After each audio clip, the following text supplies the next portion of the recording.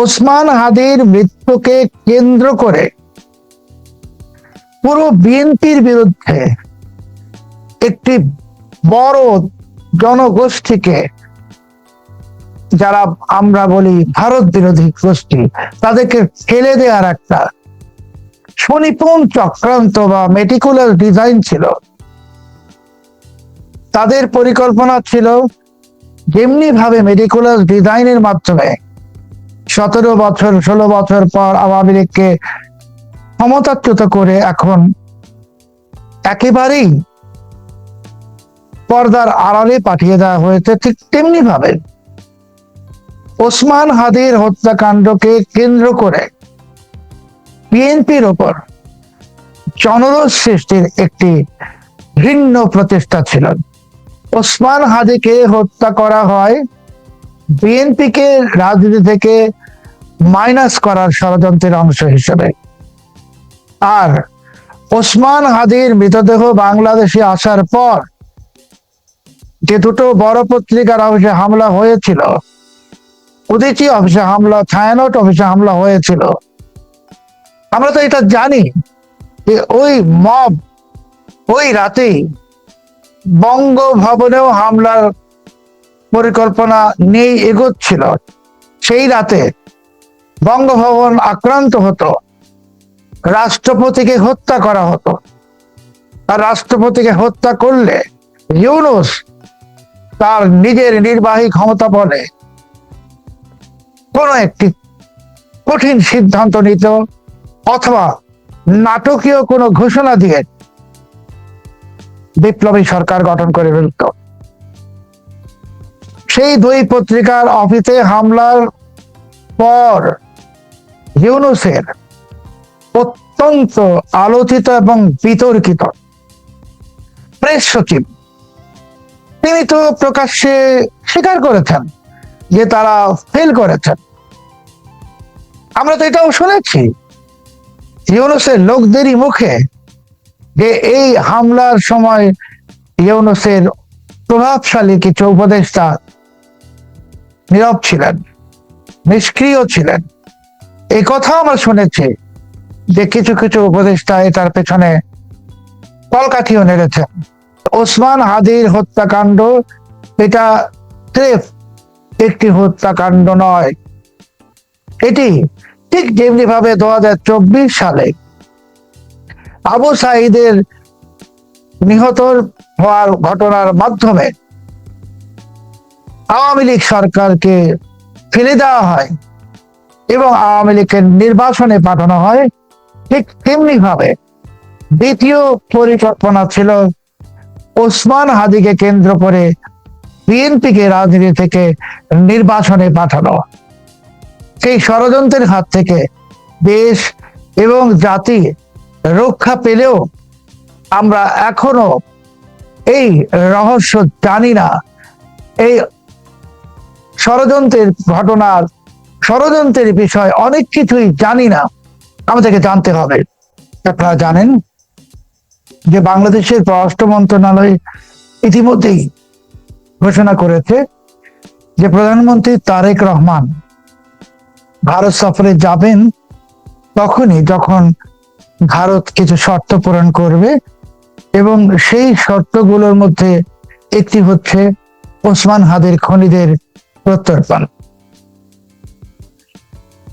আমরা মনে করি ওসমান হাদির দুই খনি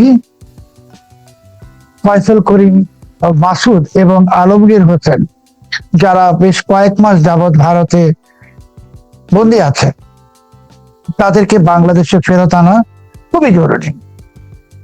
কারণ এই হত্যাকাণ্ডের রহস্য উন্মোচিত হওয়া প্রয়োজন।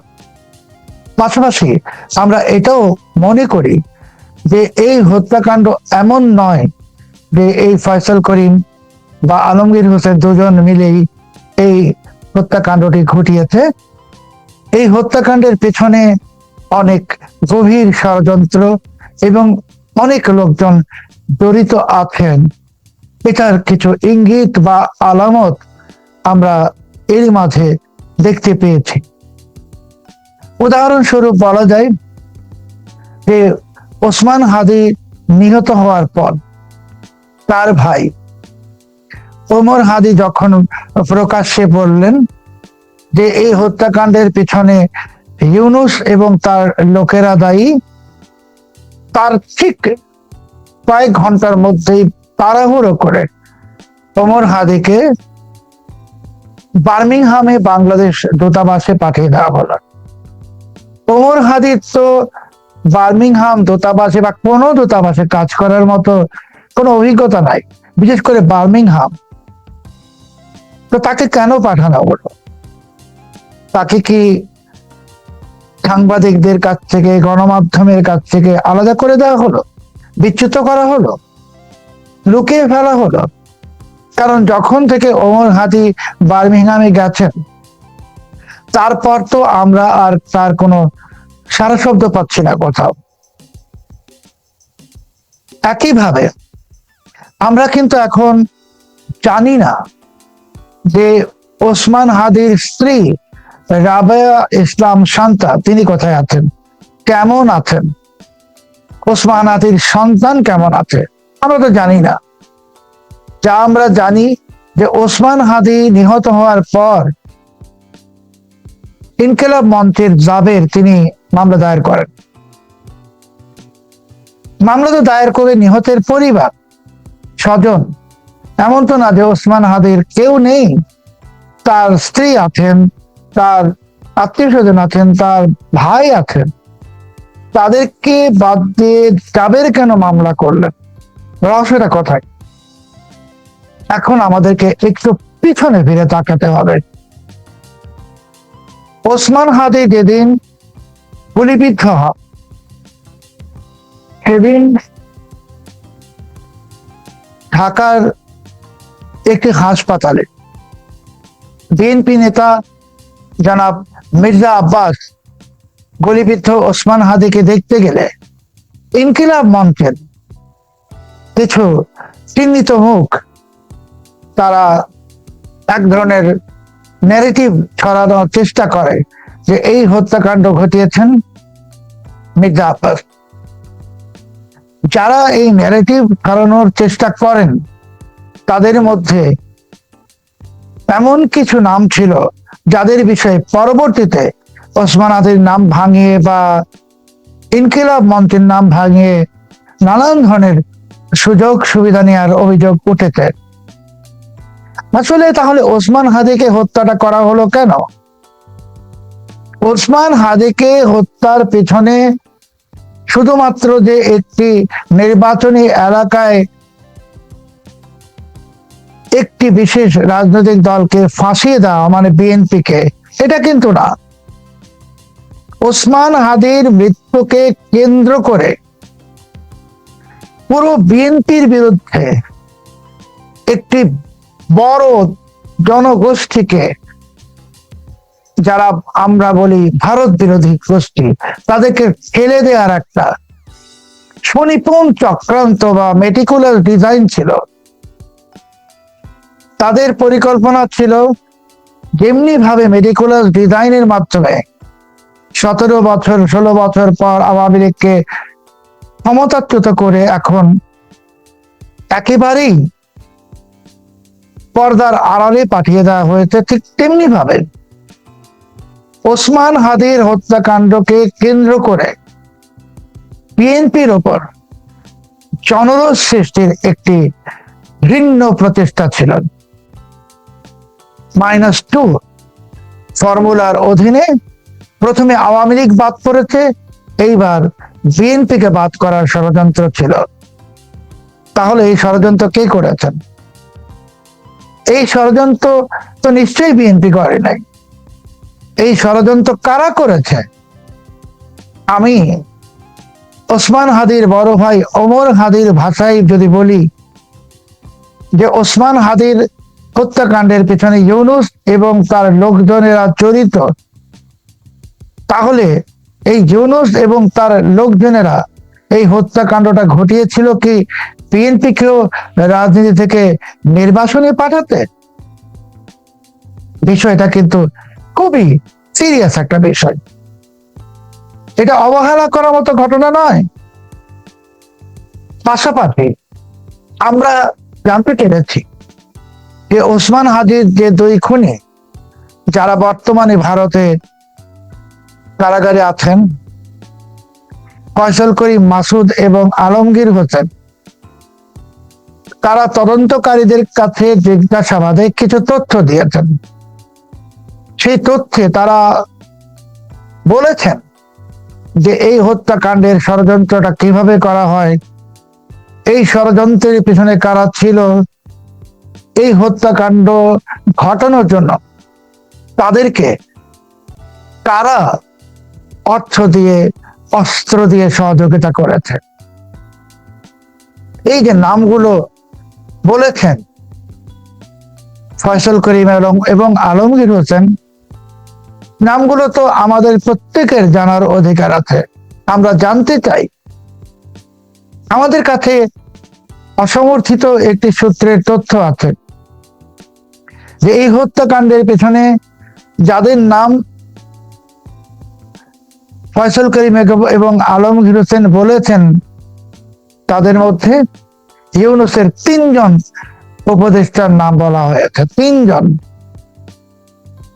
পাশাপাশি আরো কয়েকজন নেতার নাম বলা হয়েছে।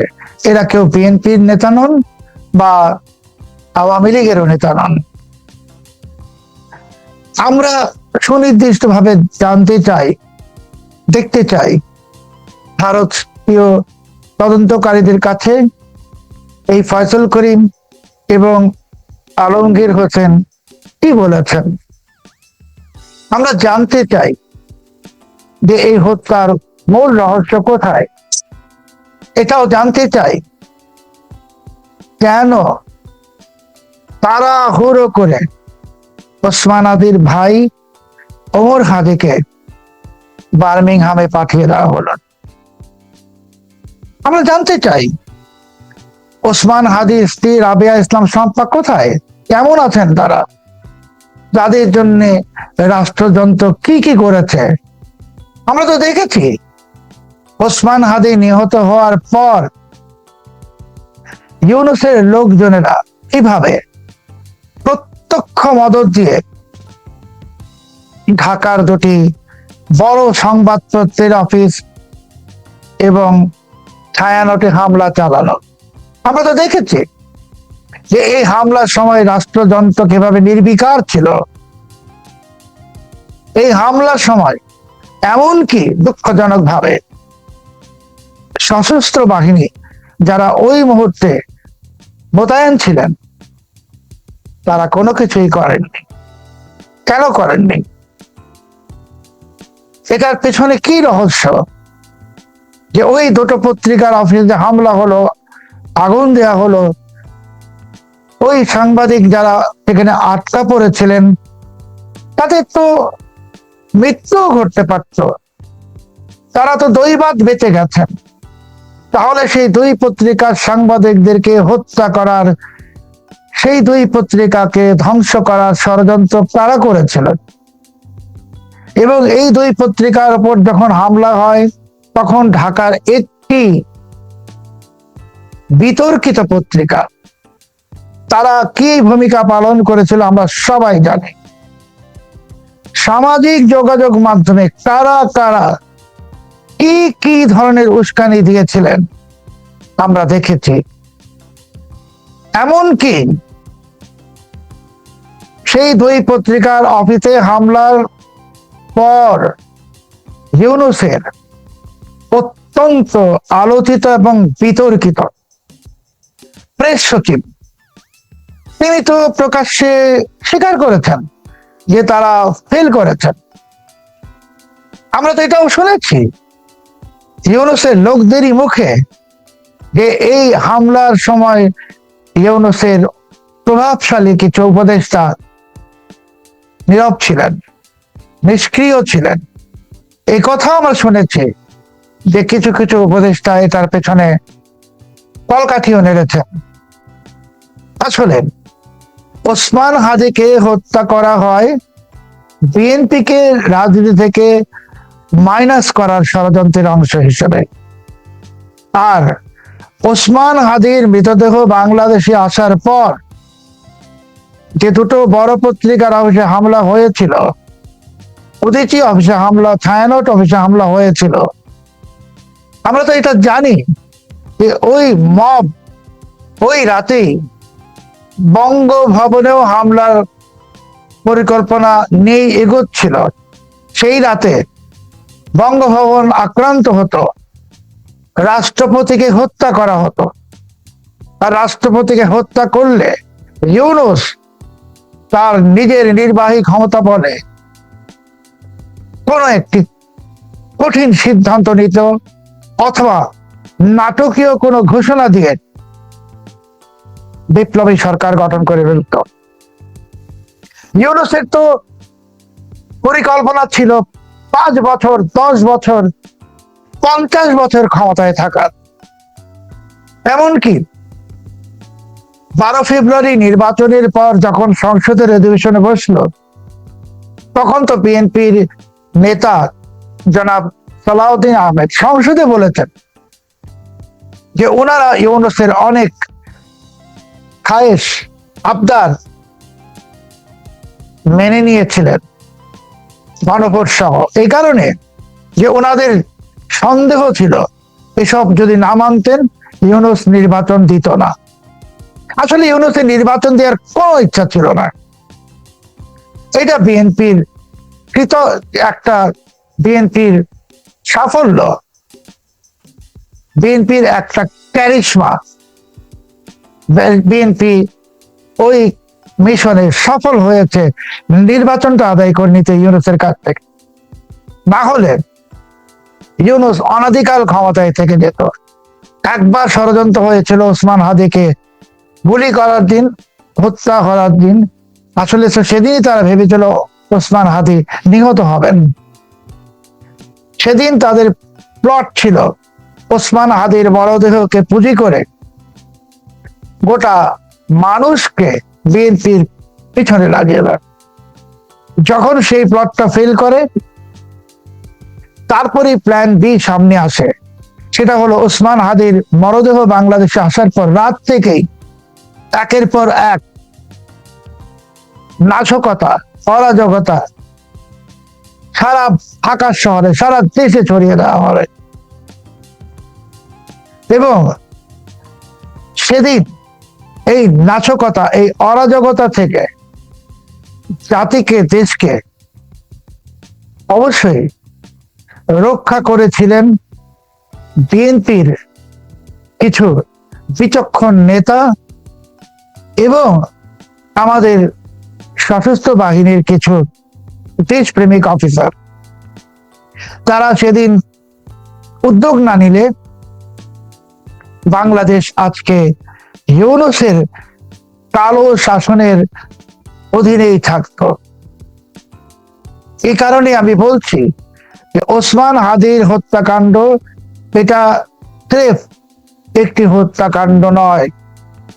এটি ঠিক যেমনি ভাবে 2024 সালে আবু সাঈদের নিহত হওয়ার ঘটনার মাধ্যমে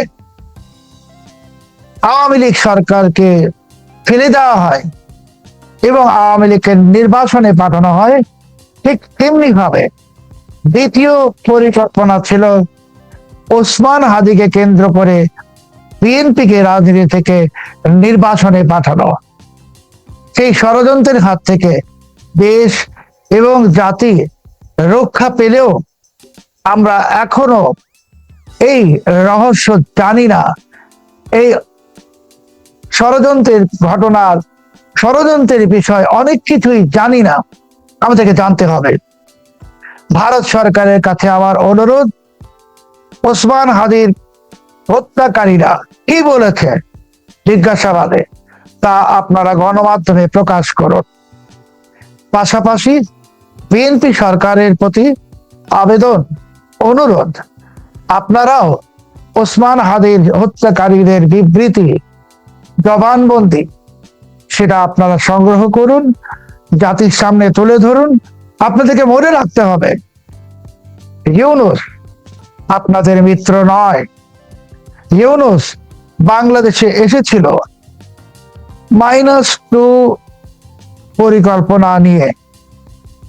সেই -2-র একটি দল মাইনাস হলেও আপনারা এখনো মাইনাস হননি। ষড়যন্ত্র আপনাদের বিরুদ্ধে চলমান। আপনারা হয়তো বুঝতে পারছেন না, আপনাদের চারপাশে ষড়যন্ত্র হচ্ছে। আপনাদের ভিতরে, আপনাদের ঘরে ইউনূসের লোকেরা ঢুকে পড়েছে, আছে, গুরুত্বপূর্ণ পদেই আছে। তারা আপনাদেরকে স্যাবোটেজ করে দেবে। কাজেই এটা সম্পর্কে আপনারা সাবধান হন। পাশাপাশি দেশ বিরোধী অপশক্তি যারা আছে তাদের সম্পর্কে আপনারা সজাগ থাকুন।